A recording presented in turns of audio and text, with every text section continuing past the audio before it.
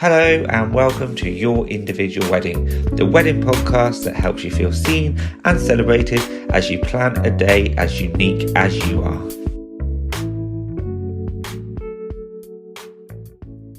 So I was going to say welcome back to the podcast. This is our first returning guest. We've spoken to you before, but if people didn't listen to the previous episode, I'm going to let you introduce yourself a little bit and what you're about and why you're here or why you think you've been invited back. Okay, lovely. Thank you, Ross. My name is Juliette, and why I've been invited back is because of my own wedding, which I've just had a fortnight ago. I think that's very much why you've invited me back. Absolutely. Just about it. I am, just to give some context to why I'm talking, I am what I perceived as an older bride. I'm in my late 50s. It's my second marriage, and my husband is in his late 60s. And this sort of came about because I was very frustrated by the wedding industry when I started to think about planning my own second wedding, and it got worse and worse.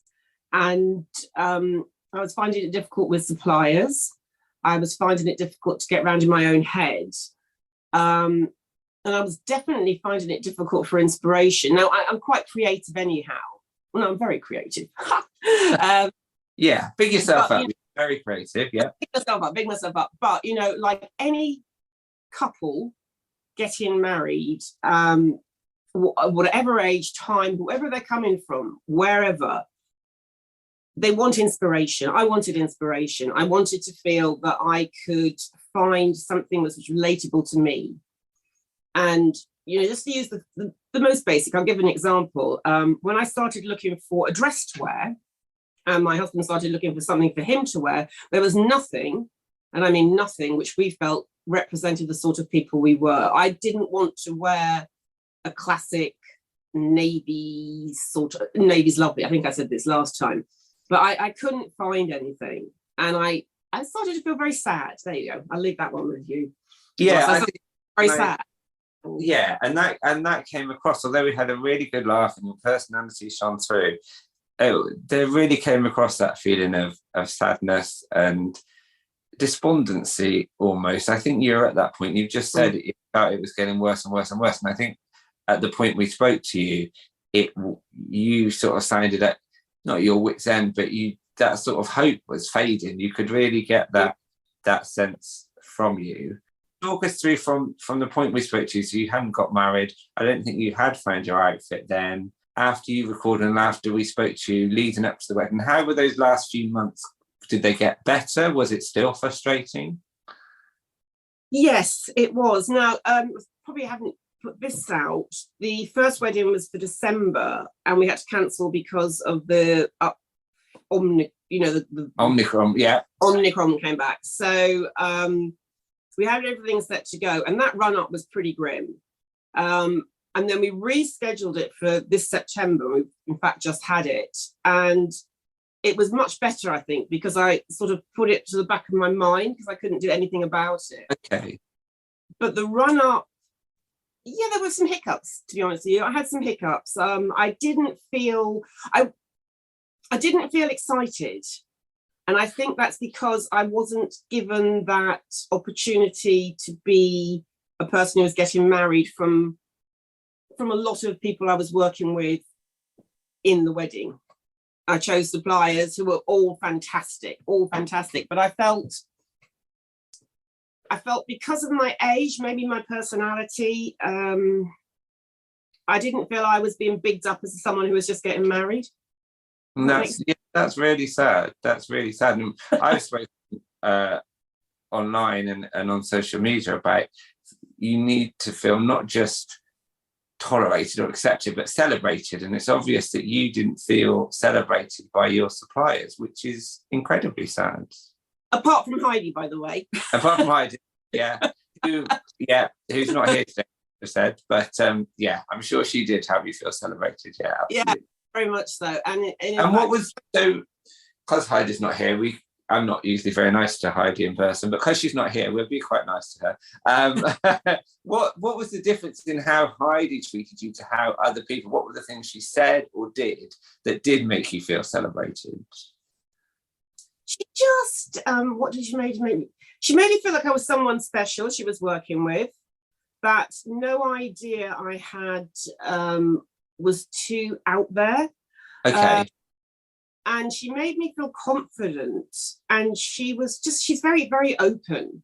And I was a bit worried about it, and I knew I wanted to wear one of her crowns, her accessories, but I was thinking, am I being stupid doing this? You know, what am I doing wearing this beautiful piece of headwear? And she very gently and very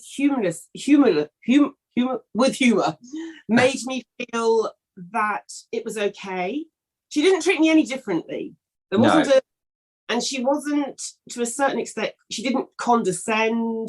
She didn't sort of brush me under the carpet a bit like I wasn't important. And I just throw away comment about how I love parrots. I always have.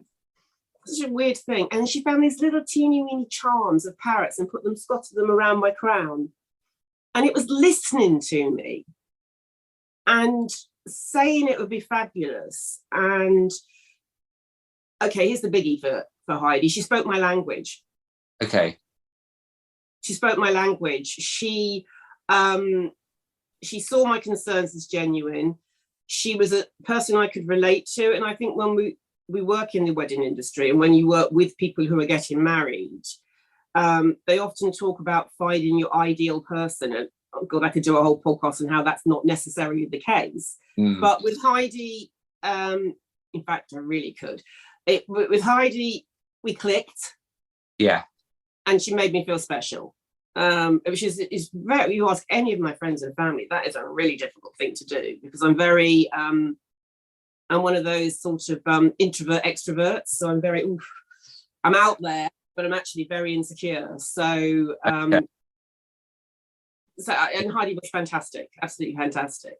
That's amazing. And yeah, and I can totally understand that that's how Heidi would be. And I suppose that idea of, well, why wouldn't you want this and why can't you have that? And that's the response you want, isn't it? Not the why, or are you sure, or do you really think this is for you? But say, why can't you have it if you want it? And I know that's very much Heidi.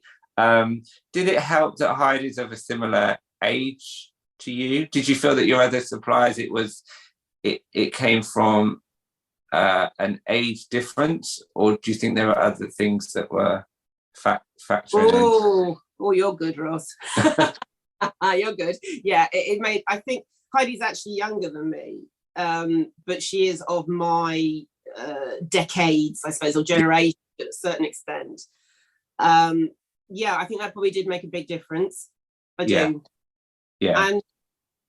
And just for your listeners, to give some context, I'm actually a wedding celebrant. And I'm saying this not to big myself up, but because I often find I get couples who are like me, in that you think they're really out there, but they're actually very shy. Yes. And I think, oh God, they're going to be fine. They're so fine. But then they need that little bit of assurance. And that's what Heidi did to me. That's brilliant. And I think she's the only supplier who did. Oh, well, I'm glad there was at least one. That's great. But yeah, but really, like you say, you want to experience joy and excitement, and you didn't for the entire period. Well, the day was great. I'll get onto that, but the run up was very, very difficult.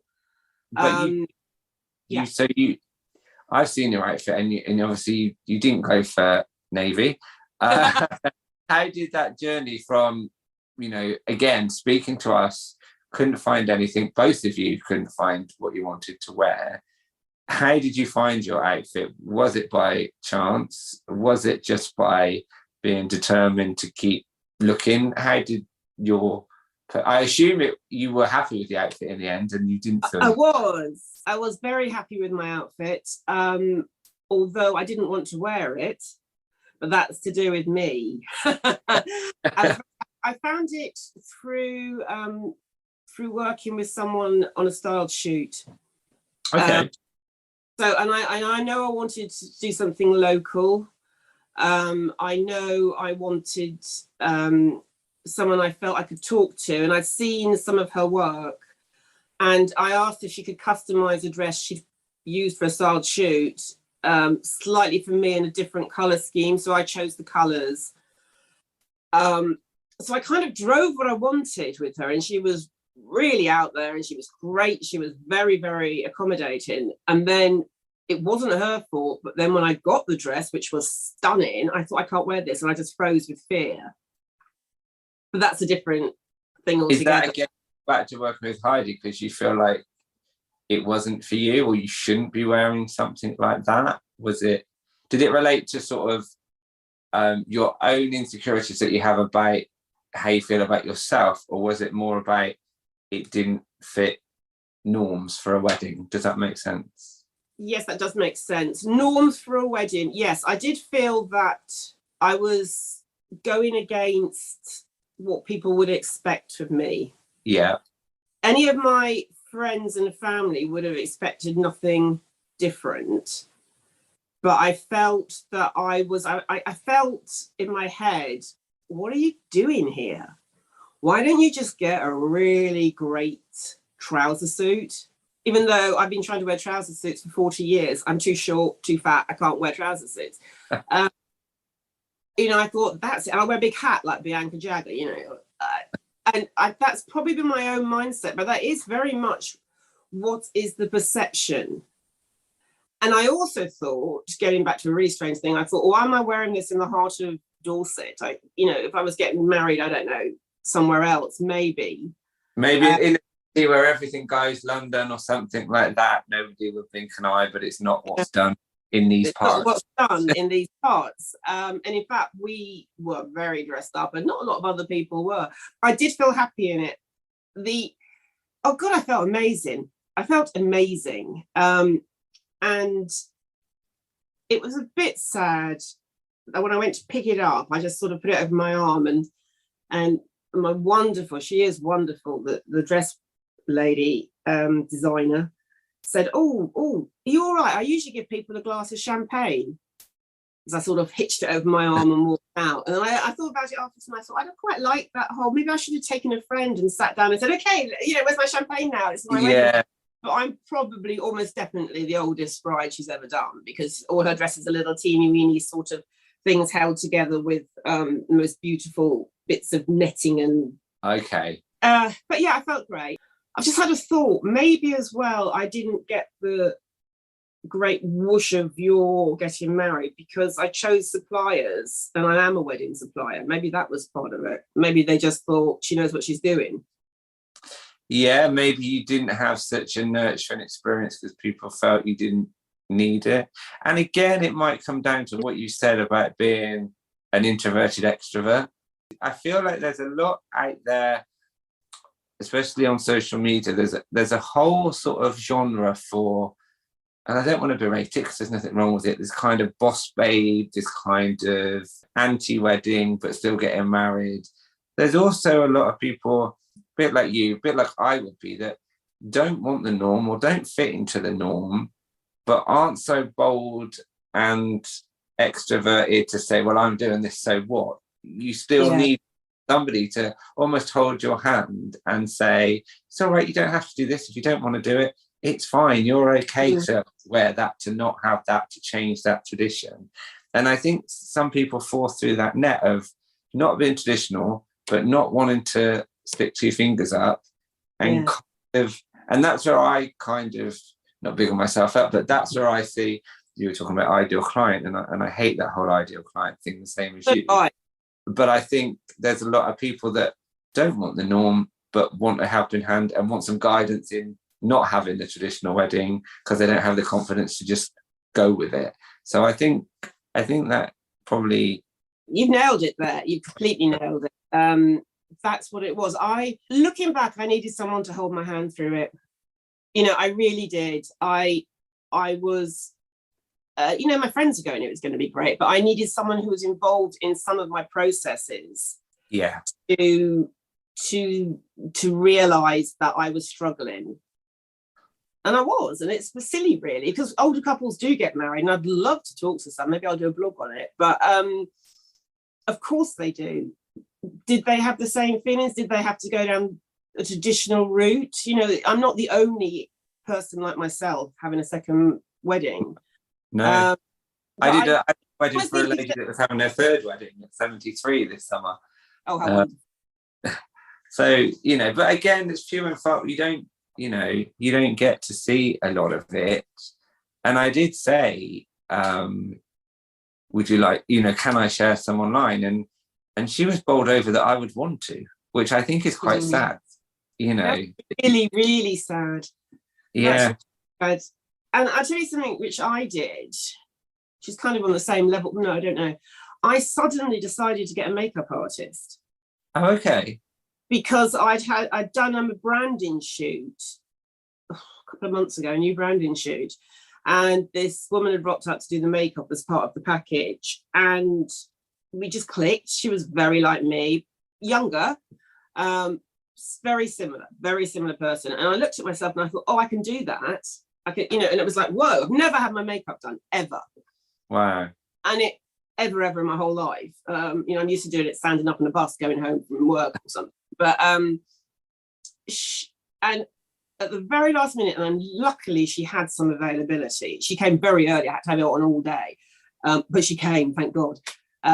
Hayley, Mr. Beers, she works under, and she did my hair and my makeup, so I looked like me, but me, a better me. Yeah. And she was fabulous. She made me feel, she gave me that confidence, and in that brief hour and a half that morning was the first time I felt special. That's wonderful. You know, and I felt very vain about it, and not vain. I felt, oh God, do you really need this? Why would anyone need this? Like your lovely bride you were talking about at 73, I thought, this is a bit silly, really, isn't it? This is a bit silly. But it was that one thing which tipped me into going from nervous to being myself again. That's really interesting. Yeah, that's really interesting. And that feeling of self-confidence, of having put that face on, and God, you do not need makeup to look brilliant, or you don't need it for your wedding. Be yourself. I mean, I can't reiterate that enough for people, but for me, on my day, I needed it. And in fact, that concept to this wedding I actually did as a supplier this week. And, you know, I wrapped on my lipstick and I went out there, and it helped. Yeah. It does make a difference. What you wear and how, you know, makeup and everything, it does have a huge impact on how we feel about ourselves and how we present to the world. And yeah, it does. And I don't think there's anything wrong with that, actually. I think because we're still being ourselves, but sometimes we just need a little help. Like you said, you said you went from nervous to being yourself, and that's what's important, isn't it? It's getting you back to who you really are. That's what, you know, hair and makeup and outfits, that's what it should do. It should get you back to yourself and the best version of yourself. So it's interesting that you had moments where you felt like you were being silly, or you didn't really need. Can you pinpoint where that comes from? Is that a lifelong lack of security? Is it what other people have said to you during that specific wedding planning process, or a bit of both? No, it's me. It's a lifetime insecurity about the way I look and my self-confidence. It goes back to school, it goes back to childhood, it goes back to comments people have made. This is going to sound so strange. I'm actually quite shy. That's not strange. That's not strange at all. I have a total and utter phobia. And I use the word phobia, and I know it's a very serious condition, but I cannot stand being photographed. Okay. So it's something I find very difficult in my work life, because I need to promote myself, so I should be having photographs with my couples. Yes. I can't do it. I find it absolutely awful. I can't do the selfie with the couples, and when I ask an official photographer, they send them through, and I think it's not going anywhere near anything. And I think that had that part of me, which needs to be worked on if I'm going to carry on working in what I do, that part of me had intensified. It was a little gem which is already there, always there, and it had built in it and built in it and built. So when I was doing my own wedding, I thought, I cannot do this. Right. And I need someone to take me in hand and say, come on, you can. I probably needed something like a wedding mentor or something. I don't know what I needed, or a supplier. A supplier I'd worked with more. I mean, God bless Heidi. I mean, the times I thought I was going to ring her up, and I thought, I can't ring her up. She doesn't know me. Oh God, what am I going to do? I'm so. And I thought, no, she sold me a crown, for God's sake. She doesn't want me like popping into her messages saying, you know, help me. So you had a photographer, did you? Yes, we did. And how did you find them, and how was that experience? That was actually fine. That was good, because I chose a photographer. In fact, as Mark said, whose wedding was it? I did choose 98% of it. I chose the photographer because I've worked with her. Okay. She's local. We've done 2 styled shoots together, and we've actually worked on a wedding together. Okay. So when it came to looking, I thought, Catherine's great. She knows me. She knows I get very worried. She knows my insecurities about photographs. And I loved her style anyhow. She's very much, she's like a will-o'-the-wisp. You don't know she's there. We got the photos through yesterday, and they're absolutely fabulous. So I thought to myself, I could have edited out a little bit. I know she doesn't do the heavy editing, but I thought. So I was lucky there, because I think, having worked at so many weddings myself during their ceremony, I know the photography, God, you know this, Ross, so, you know, selling tea to China, but people do struggle with their wedding photographs, and I have worked with some very good ones this year, and I've also worked with some, and I thought, oh, you haven't got them, have you, love? But then maybe it's because I have got them, so I've got to know them. Yeah, it's interesting. But I feel like if you're one of the suppliers that are there on the day, you should have them. You should have got to know them. I think that's really important. I get if you're just doing, you know, no disrespect to anyone, because everyone plays their part, but, you know, if you're doing their cake, or you're providing styling for the venue or flowers, okay, you might not know them as well, because you turn up and deliver a product and go. But if you're part of the experience, but, you know, saying that, you know, being a dress fitter is, you do need to get to know them, even though you're not there on the day. That's quite an intimate, you know, relationship you're having. It's a very intimate relationship. I mean, Mark bought his, because it isn't all about me, obviously. Brought his, he wore, I will describe it for your listeners, a very heavy, multicolored, long cape dress, coat thing from a woman who sells them on the beach all summer, called Sarai, where we live. And every time we go for a walk, we chat to her. And, you know, and then he suddenly bought it on a whim, and he looked fantastic. But he, you know, this is you know, if he were here, he would say the same as me. You know, he's always worn very out there clothes, but now he's bigger, he's older, and he had, I mean, talk about me not having anywhere to shop. Mark really had nowhere to shop. I mean, God help him. You know, the only options he had was to go down the, hey, look at me, I'm so wacky, I'll wear a purple suit. But Mark doesn't wear suits. So where is his inspiration coming from? If he were, for example, gay and he was married, you know, he would still be him. He would still look like him. Where the hell would he found an outfit? Where would his inspiration have come from? You know, did that impact him in the same way that it impacted you? I could see that it was beginning to. He would never. Yes, it was. It did a little bit. I mean, gosh, you know, long before me, you know, decades of festivals and wearing great things. But yes, he found it hard. Yeah. It was very frustrating, especially for us down here, where every single, what men are expected to wear are tweed suits. Which are, God, don't get me wrong, are beautiful on so many people, men and women. But if it's not you, it's not you. Yeah, Yeah, he had that. And I think he felt as well that because we had chosen to have a more alternative wedding, that we were struggling a bit to get it together. Yeah. We both the best day. But if we had gone to a hotel and had that sort of experience, it wouldn't have been us. Yeah. But it would probably been easier. We wouldn't have been happy, but it would have been much easier. Yeah. Yeah. I remember when we spoke before that some of that, why you bother when it's your second wedding, is later in your life. Some of that did come from friends or people that you were close to. How were they on the day? Did you feel you, and I don't mean this in a horrible way, but did you have a sense if you've proved them wrong? Or yes. were you surprised? So, yeah. I actually wrote my own wedding ceremony because the celebrant who we use is a very good friend of mine, but she's a funeral celebrant. Okay. And she said, I can't write weddings.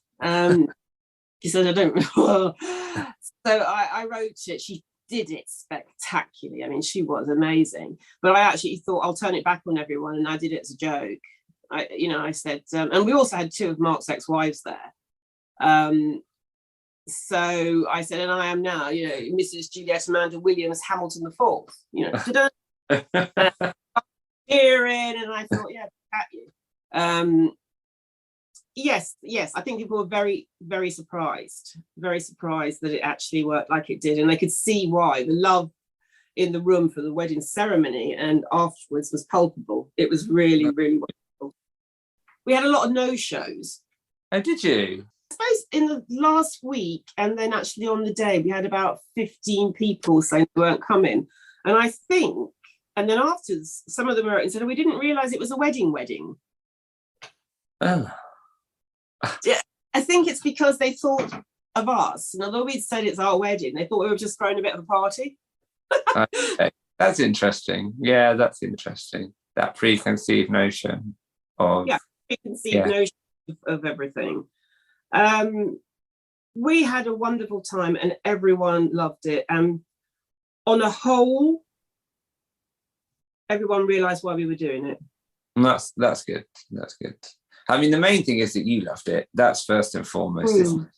And it's nice to have the validation and feel love from others, and that's beautiful. And that's why you invite them. But you need to have that yourself, don't you? And not rely on them approving or them enjoying themselves. It's about you two at the end of the day. What was the highlight of the day for the both of you? The highlight was we weren't expecting it. When we walked we got married in a theatre. Oh, wow, okay.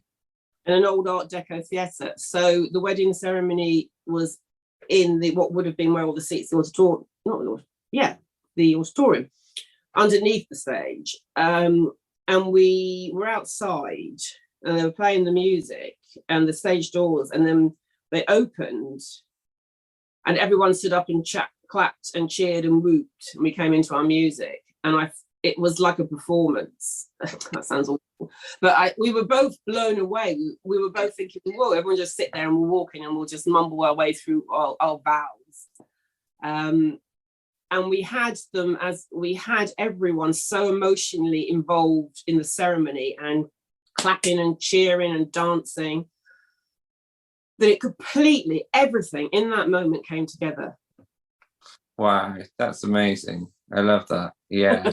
Yeah, that moment of it all coming together when you must have, like you said, had so many times where you didn't think it would. No, you would. Oh, I don't want to put words in your mouth.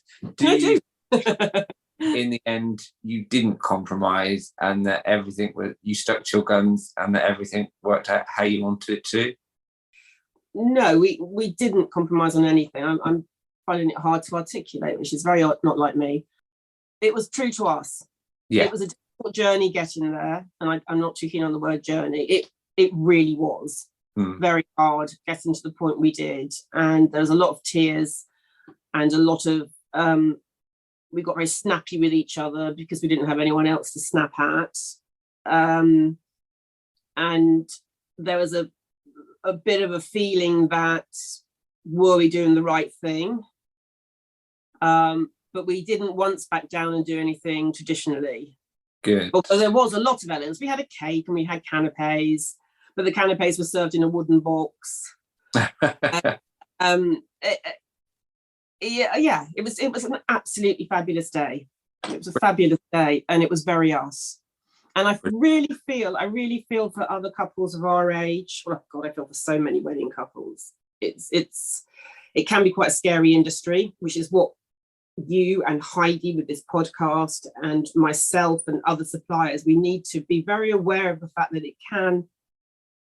can scare couples, and it shouldn't be, because at the end of the day, it's about their love. And if they start to get scared about, like I did, and I work in it, about putting on the right face for your supplier or doing something because it is the trend on Pinterest or wherever you're looking for your inspiration, then we're doing something wrong as suppliers, because they shouldn't be scared of us.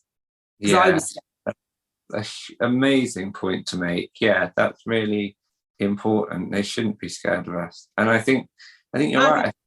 As an industry, it is quite I think a lot of the industry try and post things that are aspirational, but at the same time, it alienates and it intimidates, doesn't it? A lot of what's out there. Yeah, very much so. And if I can feel it on my second marriage, at my age, and I work in it, then we've really got to address it.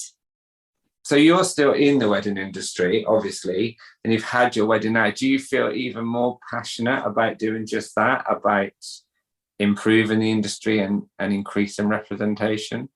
Yes, I do. I feel incredibly strongly about it ever since our wedding. I mean, I knew I had my own values and the person I was. And it's been building over the last few years in my business.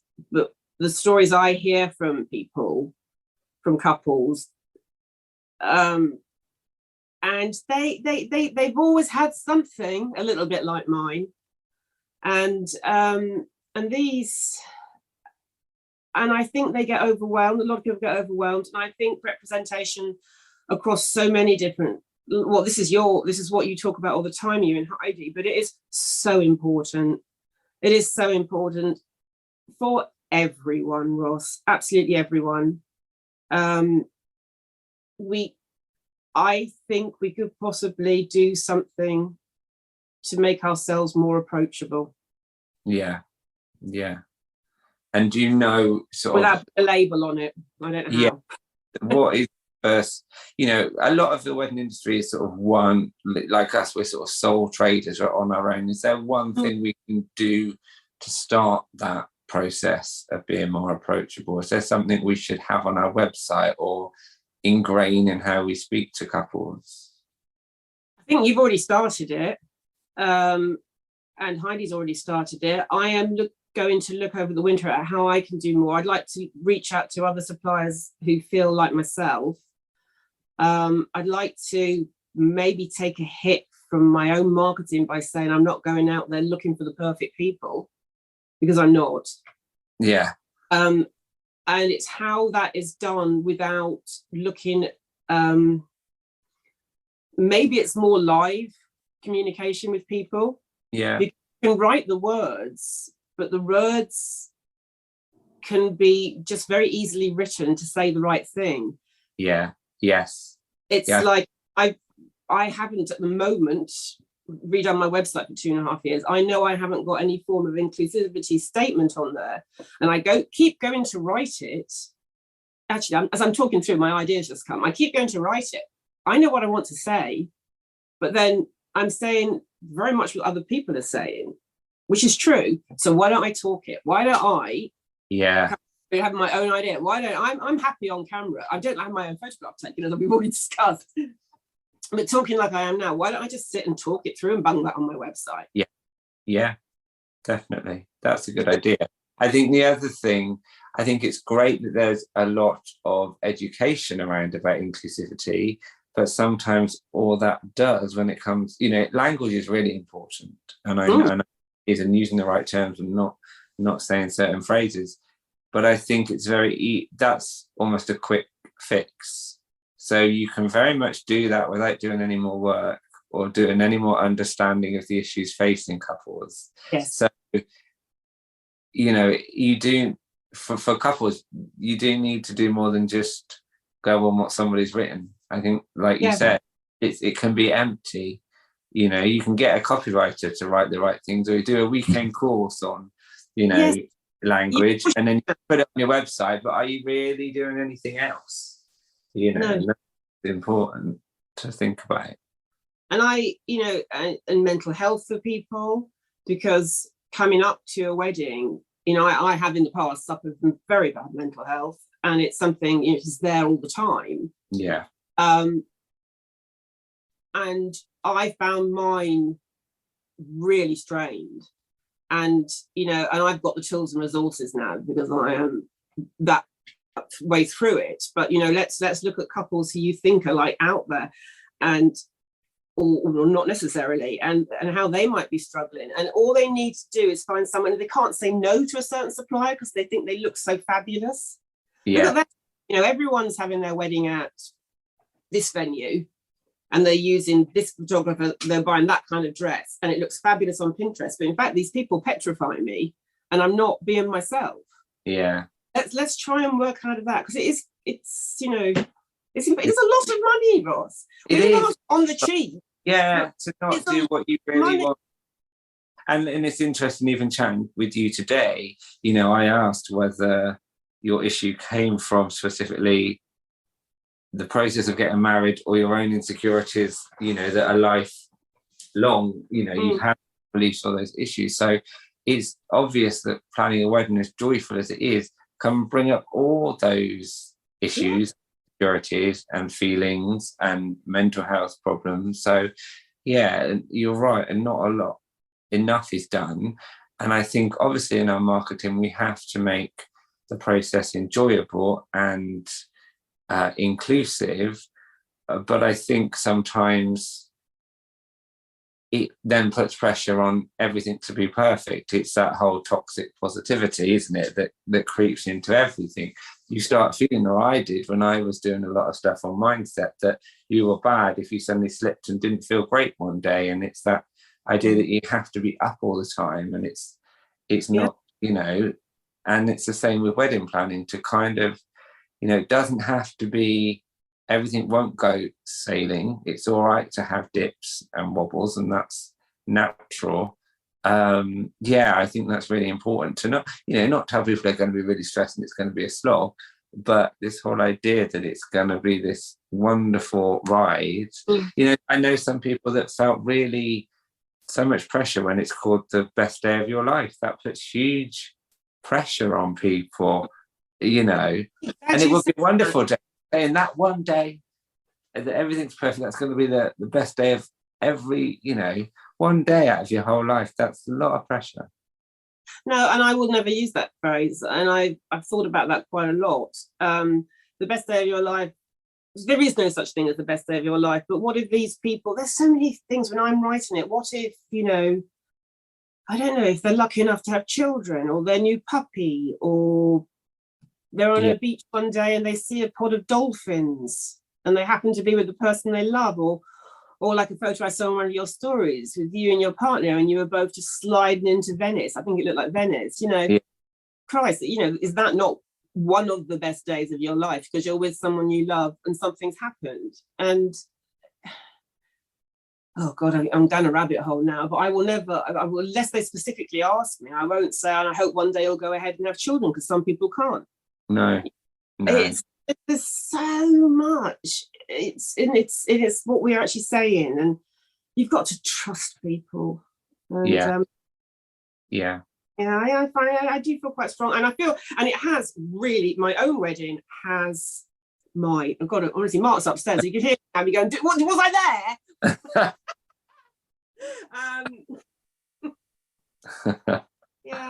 I think social media's got a lot. We have to use it. You and I, Heidi, others as well. We have to use it, and it can be a force of good, as you're showing with your posts at the moment. Long may they go on. But we've got to be very careful that it is pretty pictures sometimes. Yeah.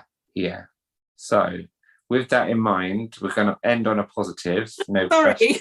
So what are the positives you can take from your experience, and what positives can you give to couples in your position? Okay, the positives I can take is that it was perfect at the end because we stuck to our own values.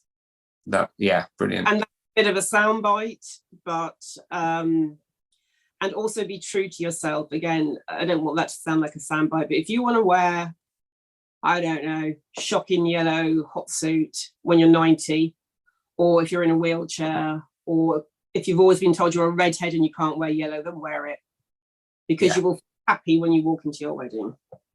Yeah, that's really important. Brilliant.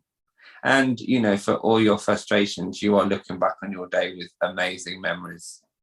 Oh, God, yes, Ross. It was wonderful, because I think something we do forget, and I thought about this in the shower, and this is my last point, what we do forget is at the end of the day, you're getting married because you love someone.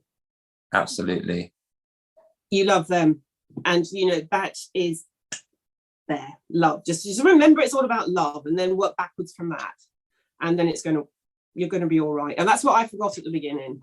And thank you for asking me back, because I can now tell everyone that's the key to it all. Yeah, get back to what it's all about. Yeah, especially when you're in the depths of stress, and that get back to the root of what it's all about. Perfect. That's a lovely way to end. Before we do, just remind everyone what your handle is. I'm Juliette by the Sea. Perfect. Juliette by the Sea. But I will do it anywhere. By a river, by a beach, wherever you want to be, Juliette will be there, but with you. Perfect. Thank you so much. Really learned a lot from that, and thank you for being our first ever double guest. We loved having you back. I loved it. I come annually. Bye, Ross. Bye. Thank you.